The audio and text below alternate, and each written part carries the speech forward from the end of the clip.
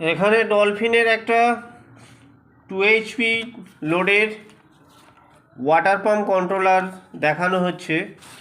এটা স্পেশালভাবে বানানো হয়েছে, ত্রিপুরাতে যাবে, একটা ফ্ল্যাটে লাগানো হবে। ডলফিনের ওয়াটার পাম্প কন্ট্রোলার, এটা রিজার্ভার পাম্পের জন্য। নিচের ট্যাঙ্কে জল থাকলে তবে পাম্প চলবে, ওপরের ট্যাঙ্কে জল খালি হলে পাম্প চালু হবে, ভরে গেলে বন্ধ হবে। এখানে এই কন্ট্রোলারের এটা হলো of on switch, power of on switch. এটা হলো ম্যানুয়াল অটো সুইচ। এখানে সবুজ বাতি জ্বলবে যতক্ষণ পাম্প চলবে, লাল বাতিটি সবসময় জ্বলবে, পাওয়ার অন, পাওয়ার যতক্ষণ দেওয়া থাকবে।